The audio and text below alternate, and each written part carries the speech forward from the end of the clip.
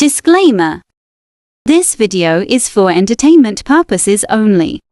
Do not attempt this at home. Vitiated how-to will not be responsible because you decided to be a cheap ass and not hire a professional. On with the show.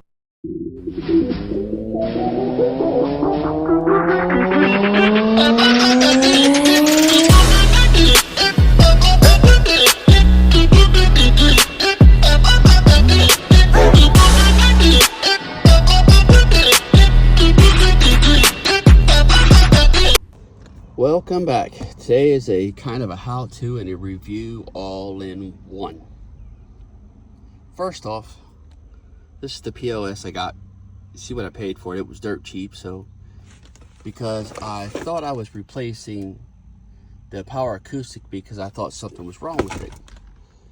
Because some idiot wired it up wrong. Well, technically they kind of did wire it up wrong, but there's that. You get the radio and the two speakers.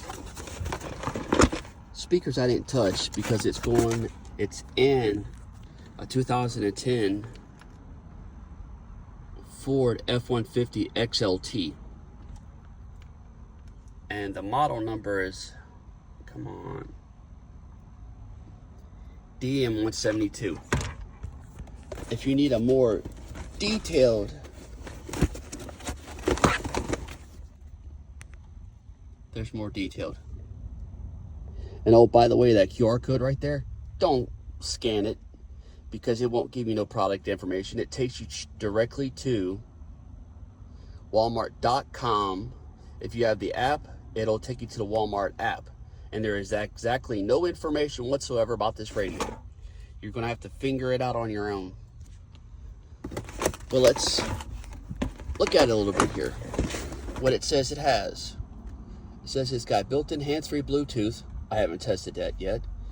It's got player control, built-in mic, AM, FM, 30 presets, dual smart remote app, which is kind of garbage, but you can get it if you want. I ain't figured out how to use controls on the radio, so I use the app just to change the presets. It's got 4 presets, classic, rock, pop, and flat. Actually, there's 5. It's got custom, which whatever one you do. It's got 2-band control bass treble. I ain't figured out what the hell that is yet. 7-character LCD screen and 200 watt 50 times 4. Includes 2 speakers that are 6.5, 65 watt peak. I will say probably 40 watt peak. Normal impedance is 4 ohm. I'm betting it's probably a 6, but it says 4, but we'll go. Sensitivity is 89. That's about as good as a Rockford Fosgate. If that tells you anything. Yeah, I know, shit. Anyway, let's get back to installing this headache. And believe me, it was a headache. First of all, you're going to get a wiring harness. And they're going to give you 2 pieces. They're going to give you this. They're going to give you that. That's if you're using just the basic old aftermarket radio, whether it's the dual or the power acoustic or whatever. As long as it ain't too spiffy and fancy, it's something cheap just to get you by. This will come in the kit because somehow or another you're supposed to splice this to make that work. I didn't figure it out. I couldn't find a reputable wiring harness diagram, so there's that. Okay. Here's what I did.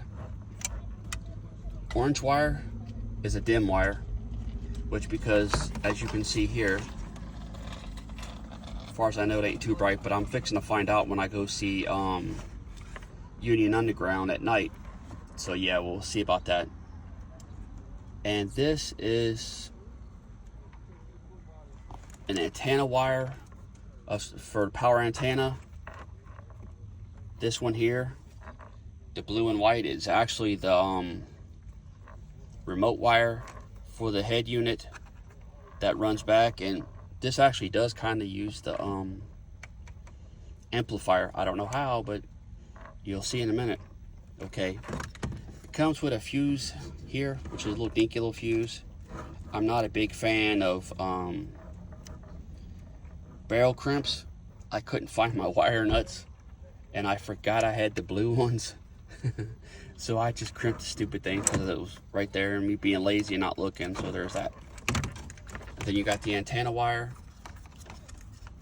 I haven't hooked an amp up to it yet, so I don't know if it works. But this is where it gets tricky, because you hook up all the basic wires with an exception of one. You get everything hooked up like it says to do, and then you turn it on and wait. There's absolutely no power, and you can't figure out why. Well, since a lot of people won't tell you, they want you to use both things, I'm going to tell you. This remote accessory wire right here is useless. If you pull this off and you look where this spot is, there's absolutely nothing there. How do you fix that? Well, one of two ways. Since you done pulled this off, which I'll explain how to do that. I'm not showing you because somebody else did it, and this is more about the wiring than it is about the taking everything apart, but I'll explain to you how all this garbage comes apart pretty easy. The AC, you can daisy chain off the AC. I think it's the orange and white. I didn't do it. I went to the fuse 41 because that's the actual accessory fuse. So that's where I went. And I'll show you how I did that in a minute. So you can daisy chain off this if you want. I don't, because if something ever happens to your AC unit and it ends up blowing, especially if you get a cheap one like this, it's going to blow your controls on your AC. Rather be on the load side of the fuse, then that way it's not blowing a whole bunch of garbage up. Okay, and as you can see, that's what I did. And that's the wire, and it's ran behind that. Pull the pull this out, you pull that one in, you pull that one in at the same time, and it falls down, and then you run your wire, your amp wire, and your remote wire for your amp and all the other good garbage. Okay, now how this come apart.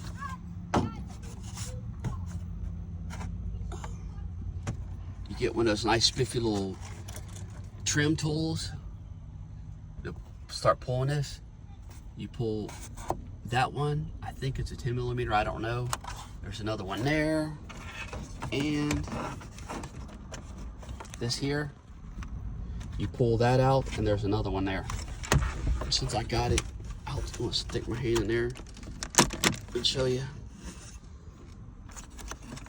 Use the tool, pop that out, and then there's the third bolt there. They call them screws, but they're bolts, whatever. And it's the same as the other two. Then now that you got this loose, take your trim tool and you work your way around this.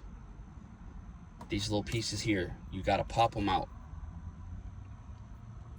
because you won't be able to get this out without doing it, because they're kind of tight together. You just want to kind of loosen them up a little bit. And then once you do that, you just pull it out, hook all your stuff up, and bam, you're done. That's if you're replacing the whole thing.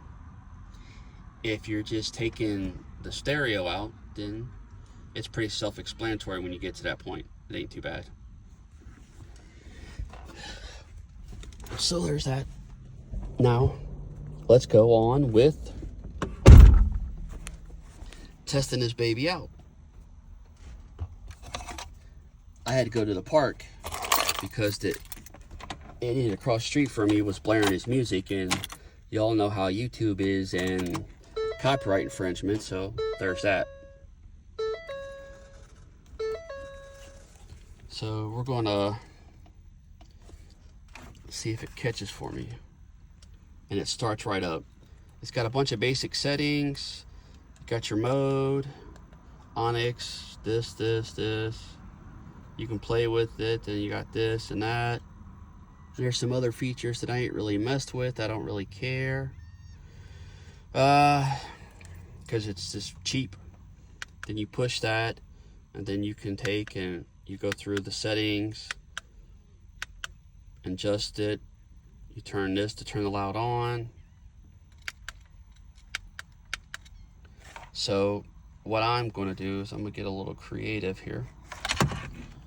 There's a website that I get a lot of my free music from for my videos. Since if you've watched any of them and you started noticing, they ain't too bad.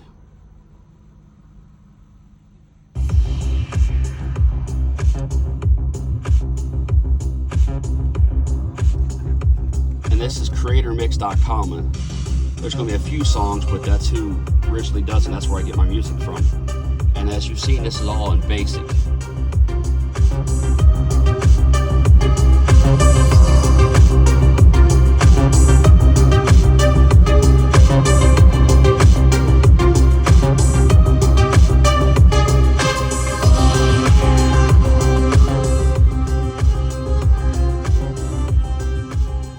Not bad for a cheap radio.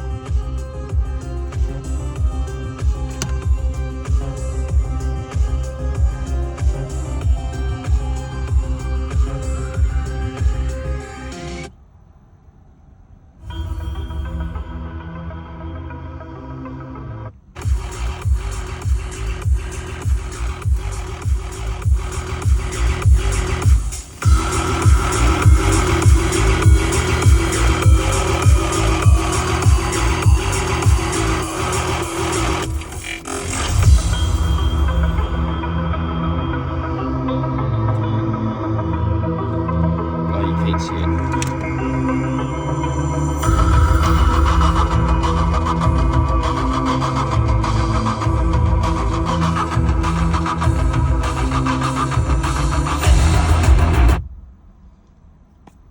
And as you can tell, it jams pretty good.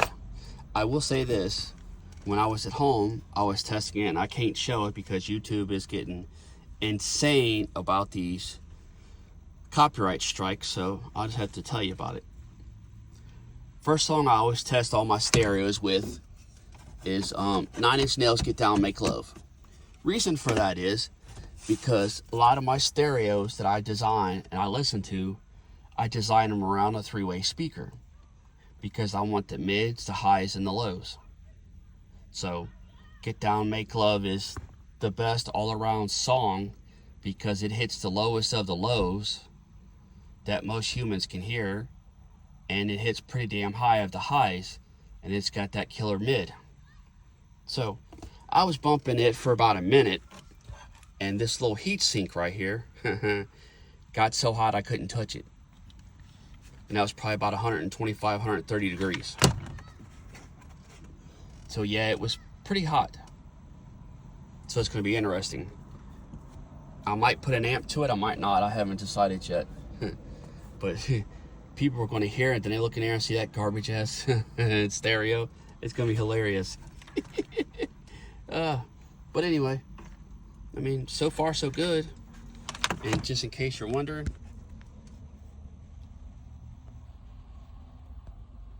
the fuse panel is down there off to the right side by that kick plate. There's a little kick plate that you got to pull off. When you get down there to look at it, you'll see what I'm talking about. It ain't really that hard. It's fairly easy.